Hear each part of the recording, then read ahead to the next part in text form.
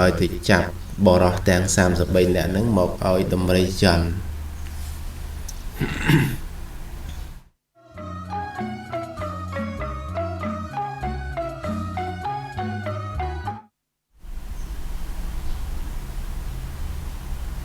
អញ្ចឹងរឿងព្រះជាហ្នឹងគឺបានស្ដាប់ពាក្យចវាយស្រុកហ្នឹងគឺឲ្យចវាយស្រុកហ្នឹងញុះញង់ចោតអ្នកទាំង33នាក់ហ្នឹងថាជាចោធ្វើឲ្យព្រះជាហ្នឹងបញ្ជាឲ្យទៅចាប់បរោះទាំង33នាក់ហ្នឹងមកឲ្យដំរីច័ន្ទអញ្ចឹងនាងយើងធ្វើការសិក្សាដូចតទៅដំរីមិនច័ន្ទព្រោះអនុភាពនៃមេត្តាអញ្ចឹងនេះប្រវត្តិរបស់សកទេវរាជពីការកើតជាមាននប់មគ្គមាននប់ហ្នឹងអញ្ចឹងមគ្គមាននប់ហ្នឹងបានឲ្យអវាទដល់ជនដល់សេះបានថាជនទាំងឡាយរបស់មិត្តសម្លាញ់របស់គាត់ប្រមាណជាទាំងអស់ហ្នឹង33នាក់ហ្នឹងទាំងមកគូទាំងមគ្គហ្នឹងដល់សេះទាំងឡាយថាមនាលអ្នកមនាលសម្លាញ់ទាំងឡាយវាមេត្តាចាញ់ហើយវាមេត្តាចាញ់ហើយទីពឹងយ៉ាងដតីរបស់ពួកយើងមិនមានអញ្ចឹងបានថាយើងវាអត់មានកម្លាំងអីមកទប់ទល់ជាមួយព្រះជាទេហ្នឹងហើយយើងដាច់ខាតកុំអោយសេចក្តីក្រោធខឹងរបស់យើងសេចក្តីតូចចិត្តរបស់យើងនឹងកើតនៅក្នុងចិត្តរបស់យើងจึงត្រូវតែមេត្តាចំពោះរឿងហ្នឹងរឿងដែលគេយល់ខុសហ្នឹងចឹងអ្នកទាំងឡាយចូលកុំធ្វើនៅសេចក្តី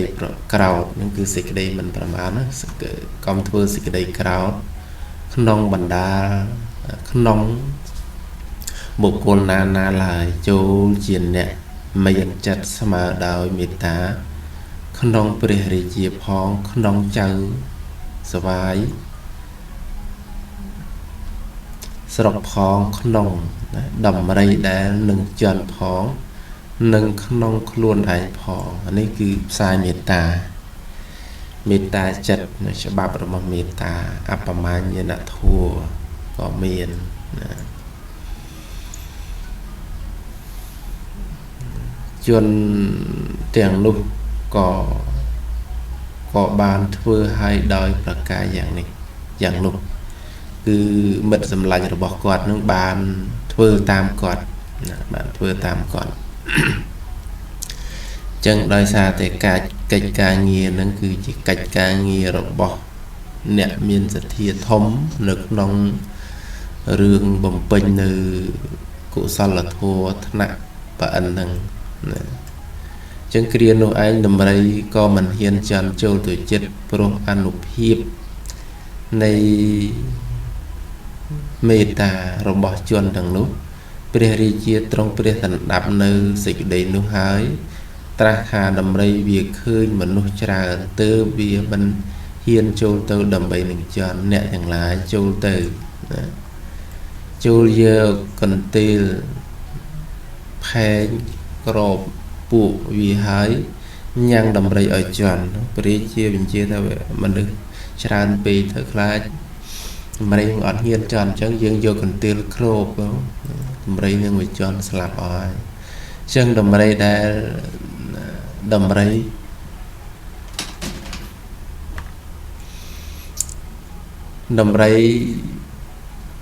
រាជបរោះទាំងឡាយយកកន្ទេលផែនផែងគ្របជនទាំងនោះហើយបញ្ជូនទៅដើម្បីឲ្យជនក៏ថយត្រឡប់ហើយអំពីចម្ងាយព្រះរាជាទ្រង់ព្រះដណ្ដាប់នៅព្រឹត្តិការណ៍យ៉ាងនោះហើយទ្រង់ព្រះចិន្តាថាឬក្នុងរឿងនេះត្រូវមានហេតុភេទអ្វីជាពិតប្រាកដ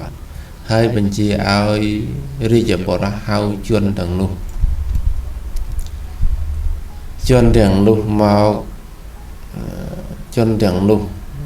មកក៏ត្រាស់សួរក៏ត្រឹសសួរថាមនាលអ្នកទាំងឡាយអាស្រ័យយើងមិនបាននៅអ្វីឬណា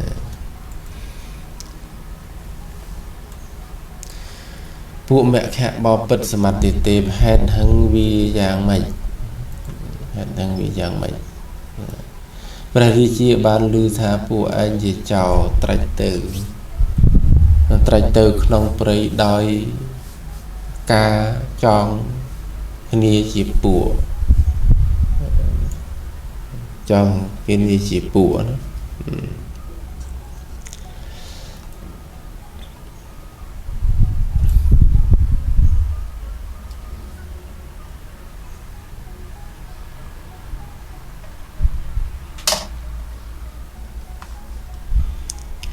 ណាចង់គ្នាជាពួក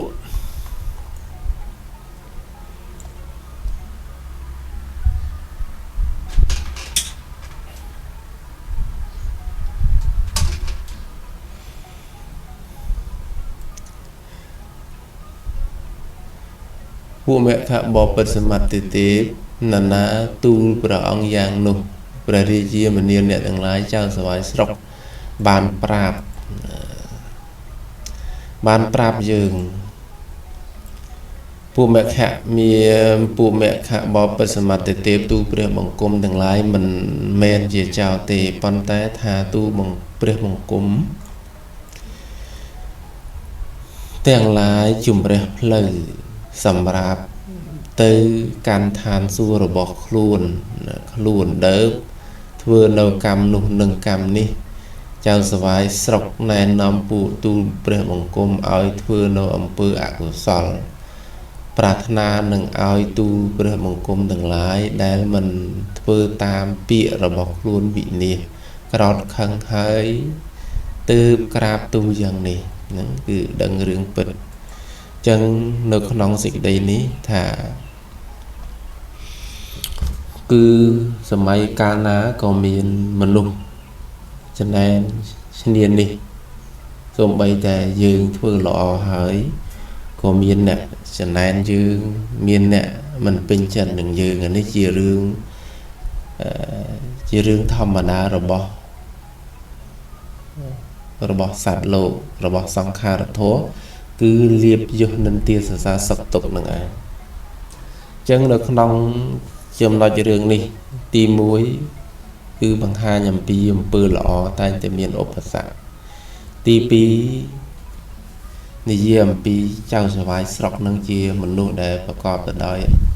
ទុច្ចរិតធម៌ទី3នោះគឺបញ្ជាក់នៅក្នុងរឿងនេះគឺព្រះរាជាក៏ជាអ្នករួមចំណែកខុសមួយណាដែលប្រើគេឲ្យកាត់សេចក្តីកាត់សេចក្តីហើយมันបានពិនិត្យពិចារណាដោយតែជឿចវាយស្រុកបានញុះញង់នឹងឯង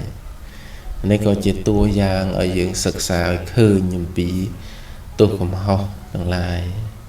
អញ្ចឹងគឺដំរីនឹងគឺมันបានជន់នេះអញ្ចឹងគឺបរិជានឹងក៏បានដឹងរឿងរ៉ាវ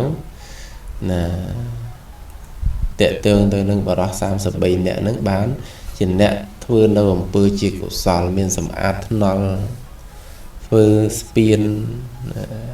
បោសសម្អាតនៅទីលានកន្លែងសាធារណៈឲ្យស្អាតទៅគឺធ្វើឲ្យចៅសវាយស្រុកហ្នឹងគឺมันបានប្រយោជន៍អំពីពួកហ្នឹង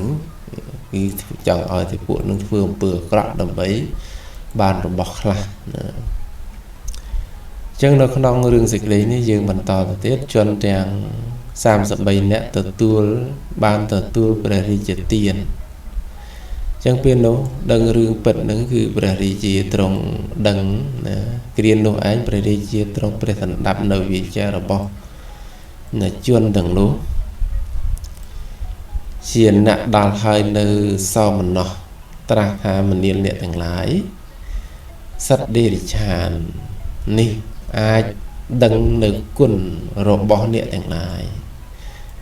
ប៉ុន្តែយើងជាមនុស្សឲ្យស្រឡាំង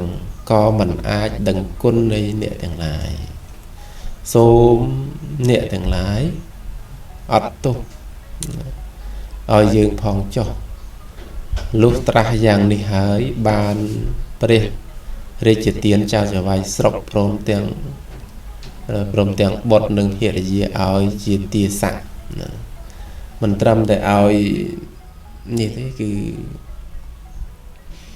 ឲ្យយកសបាយស្រុកគឺបានន័យថាម៉េចសូមអ្នកទាំងឡាយអត់ទោសយើងផងហើយលុះត្រាស់យ៉ាងនោះហើយបានព្រះរាជទានចៅសបាយស្រុកព្រមទាំងបុត្រនិងភរិយាឲ្យជាទាស័កអញ្ចឹងឲ្យសបាយស្រុកទាំងឡាយដែលធ្វើបាបគាត់នឹងធ្វើជាអ្នកបម្រើគាត់វិញជាទាស័កហើយដំរីនោះឲ្យជាពាហនៈសម្រាប់ជិះហើយព្រះរាជទានស្រុកនោះឲ្យជាគ្រឿងប្រើប្រាស់តាមសបាយដល់ជនទាំងនោះហ្នឹងហើយឃើញទេអំពើល្អរបស់មគ្គមាណពនិងសម្លាញ់នោះវាคล้ายទៅជារឿងមួយធ្វើឲ្យនៅក្នុងហេតុផលនេះគឺជាការអំពើល្អដែលយើងបានបំពេញដែលយើងបានធ្វើដែលយើងខន្តីដែលយើងអត់ធន់ដល់ទីបញ្ចប់នឹងឲ្យផលដូចជាមគ្គមាណពនេះអញ្ចឹងនៅក្នុងកតិរឿងនេះគឺជាថាបុគ្គលដែលខំសាងនៅអំពើល្អដូចជាមគ្គមាណពទាំងព្រមទាំងសម្លាញ់ទាំងអស់គ្នា33នាក់នេះគឺជាមនុស្សដែលបំពេញនូវសេចក្តីល្អធ្វើឲ្យព្រះរាជាដែលជាមនុស្សដែលល្អមានព្រះរាជហឫទ័យល្អហ្នឹងគឺធ្វើឲ្យព្រះអង្គនឹងគឺសប្បាយចិត្តរីករាយប្រទានសប្បាយស្រុកហើយនឹងប្រពន្ធកូនរបស់សប្បាយស្រុកធ្វើជាទាស័កហើយប្រគល់តំណែងសប្បាយស្រុកនឹងឲ្យមគ្គមាណពហើយឲ្យស្រុកដែលមគ្គមាណពខំធ្វើនឹងឲ្យទៅជារបស់គាត់ហើយឲ្យគាត់ថែរក្សានៅក្នុងស្រុកហ្នឹងនេះគឺជាអានិសង្សគឺជាអំពើល្អអំណាចនៃសេចក្តីមិនប្រមាទអំណាចនៃសេចក្តីខ្នះខ្នែងអំណាចនៃការប្រឹងប្រែងរបស់អ្នកទាំង33ហ្នឹងคล้ายទៅជាមេស្រុកចវាយស្រុកដល់ល្អមួយជាគំរូមួយនៅក្នុងសម័យនឹងឯងធ្វើឲ្យព្រះរាជាសប្បាយព្រះハរតីបុគ្គលតំណែងយកស័កសប្បាយស្រុកឲ្យទៅមគ្គមាណពហ្នឹងឃើញទេញាតិញោមនេះបញ្ជាក់សឲ្យឃើញថានៅក្នុងរឿងអបមាទវៈរឿងសកទេវរាជរឿងធម្មបទនេះគឺបញ្ជាក់លើកទឹកចិត្តឲ្យបុគ្គលដែលបានប្រព្រឹត្តនៅអំពើសុចរិតដូចជាមគ្គមាណពនេះដើមខំខ្នះខ្នែងខំប្រឹងប្រែងខំធ្វើនៅអំពើល្អញាតិញោមពុទ្ធបរិស័ទណាយើងនៅផ្ទះនៅសំបែងក៏យើងខំធ្វើកិច្ចការងារនៅផ្ទះសំបែងទៅយើងខ្លាចទៅជាគ្រួសារគំរូសិស្សគំរូបុត្រគំរូប្តីគំរូប្រពន្ធគំរូអ្នកភូមិជាគំរូនេនគំរូភិក្ខុគំរូសាមណៈគំរូអីចឹងគឺថាដូចជាចំណុចដែលយើងត្រូវចាប់យកនៅក្នុងរឿងបឋមបទនៅក្នុង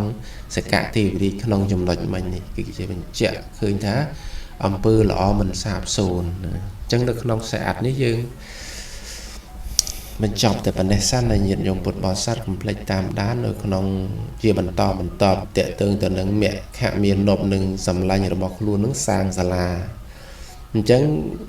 រឿងនេះក៏វាចាប់ផ្ដើមមានរឿងតេតើងទៅប្រពន្ធរបស់មគ្គមាណពនឹងមានសទ្ធម្មាសចិត្រាសនន្ទានិងសុជាតាជាដើមនេះមានរឿងតេតើងនឹងប្រអិនតេតើងទៅនឹងការបំពេញរបស់ប្រពន្ធរបស់ប្រអិនមាននាងសទ្ធម្មាសចិត្រាសនន្ទាសុជាតាដែលคล้ายខ្លួនជាសត្វកុកសត្វអីហ្នឹងគឺយើងចាប់ដើមសិក្សាកន្លែងហ្នឹងប្រវត្តិរបស់រឿងប្រពន្ធប្រអិនទាំង4ហ្នឹងអញ្ចឹងនៅក្នុងមេរៀននេះយើងសូមបញ្ចប់តែប៉ុណ្ណេះសិនហើយញាតិញោមពុទ្ធបរិស័ទកុំភ្លេចតាមដាននៅក្នុងភាគទី3ในเรื่องสกเทวរាជនឹងតេតើងទៅនឹងមគ្គមាណពនិងសម្លាញ់របស់ខ្លួននឹងសាងនៅសាលា ថាសាលាសធម្មមីអីនឹងផ្លូវថ្នល់សួនច្បារនឹងគឺថាអានិសង្ឃច្រើនណាស់អញ្ចឹងនៅក្នុងមេរៀននេះសូមឆ្លេះតែប៉ុណ្ណេះតាមសូមភ្លេចតាមដាននៅក្នុងភាគទី4ជាភាគបន្តសូមក្រាប